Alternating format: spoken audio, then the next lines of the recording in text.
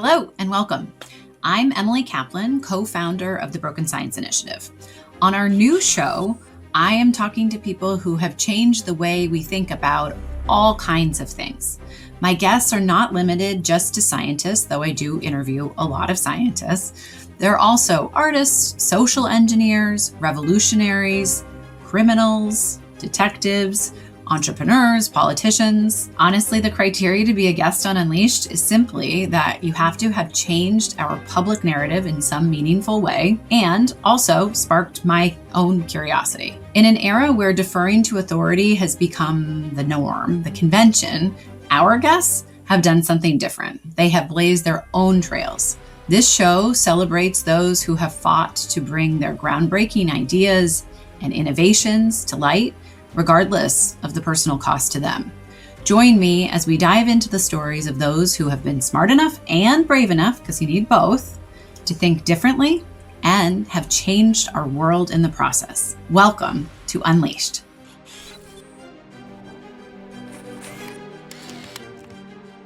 The question would be, why aren't there critical thinkers that are powers that be? Because they are in bureaucratic structures, and that's not suitable to critical thought. It's like a genetic defect, because evolutionarily, this is not a survival skill. It's kind of easy to be rebellious at the ends of our society. But if you rebel on a construction site, you get fired. You're going to have a much more passive mindset about what your role in this is. What happened to me in 2020, that path I went down, it put me in a place where I had to decide what was the purpose of my career, what was the purpose of my life. Why do I even have this job? There's no purpose in this job if it's just self-aggrandizement. What matters is, are you using the gifts you have for a real purpose, for the well-being of others? I just said one thing.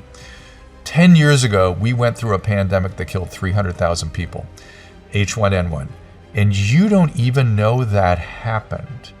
Now we're going to have one that may kill 1 or 2 million people, and we're going to shut the world. Isn't there somewhere in between? Right. We're going to hurt people. We're going to make it worse if we react to this thing. It's the way you're seeming to want to react. They're not interested in the data. They have their own idea with these lockdowns. If I ask a question that will stop the lockdown, then people might think that the disease is not that serious. They will go out. They won't abide by the lockdown.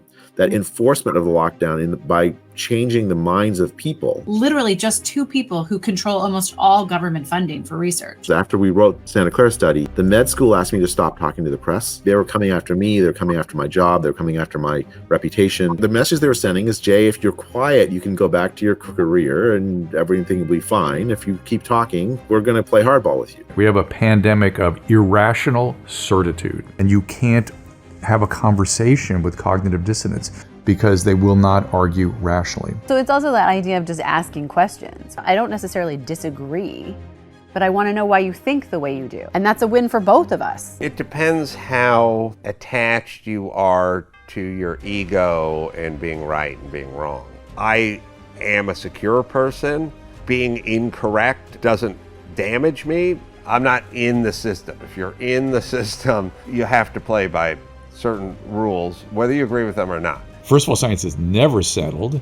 Science is not a thing that has an opinion, it's a methodology. The probability that something is true plus the probability that the same thing is false have got to add up to 1. Steve Gull realized that you could use the maximum entropy method to de-blur photographs of the sky at radio wavelengths. So what is maximum entropy? If you use maximum entropy, it guarantees that you won't be putting anything into your result for which there's no evidence. Give us an example. Seeing is believing. If I'd known you were going to ask this, I'd turn up with some pictures of the radio sky. Scientists don't need philosophers of science in order to do science and in order to do good science, but the philosophers of science are commentators on what scientists do. What was it about Anderson that you feel like made it such an impression on him? Anderson was a Scottish philosopher who made a very impression on everyone. Yes, he completely dominated Sydney University arts faculty. How do you apply that same sort of methodology to his challenge to Hume's? He said that the trouble with Hume was that he didn't recognize that relation. How does philosophy play a role in mathematics? that's similar to sort of the philosophy of science playing a role in science. You can understand why things must be as they are. Well, that's completely different to science. You can't understand why the constant of gravitation is what it is. That's Especially right. in medicine. So instead of saying the blood circulates because the heart's pumping, you attribute some causality to it, which is where you get in more trouble with certainty versus uncertainty. Whereas That's in right. math, we don't say 2 + 2 = 4. Why? Of course. No, Right? that's right, yeah. Standard of care is a good thing, okay? A well-established standard of care is the standard for a reason. But when you see evangelical physicians step in for a cause, watch out. If you don't treat pain as aggressively as you treat heart failure, you're going to go to prison and malpractice and have civil lawsuits. So your pulse is just as important as your happy face scale around your pain scale. My patients were dying at the hands of my peers, just dying. I was getting sort of sanctioned by the Department of Mental Health, the California Medical Association, my hospital administration, the Joint Commission on Hospital Accreditation. Why? Because I wouldn't give my heroin addicts in withdrawal who were uncomfortable an opiate. Circulates a petition. Basically what it says is Scott is a danger to the public. It insinuated, without directly saying, that he was opposed to hand washing, which was a total lie. And then they bring it up to the faculty senate. They voted to excommunicate him from Stanford. They couldn't fire him, but they excommunicated him morally. It destroyed him. It destroyed his reputation. It made it so that he was not unable to be effective in his job, which was advising the president for rational policy. This sort of arc of feeling devastated, feeling lost, I think ultimately becomes the most liberating experience of most people's lives. All of your dirty secrets have been exposed, right? Like if there was something they had on you, it's out there. So you get to stand up and just be free to speak your mind. I'm freer now than I've ever been in my life. There's no question about that. The crucible, going through that very, very difficult time, set me free. There's no other way to get to this point. Partly for even the people that did really terrible things, my philosophy has been to try to forgive them, because I think that a lot of them were acting out of fear. I think that kind of fear doesn't reveal people, it masks people to who they really are. Like your tweet, for instance, I know you've said that you got a lot of phone calls from people being like, you got to take that down. It was Judd Apatow who called me because he's a friend. He said, you got to take the tweet down, and I was like, no. I mean, unless if it's wrong, Right. I would do it, but not if it's right. So what's the plan then? I lie so people like me? Those are the new rules?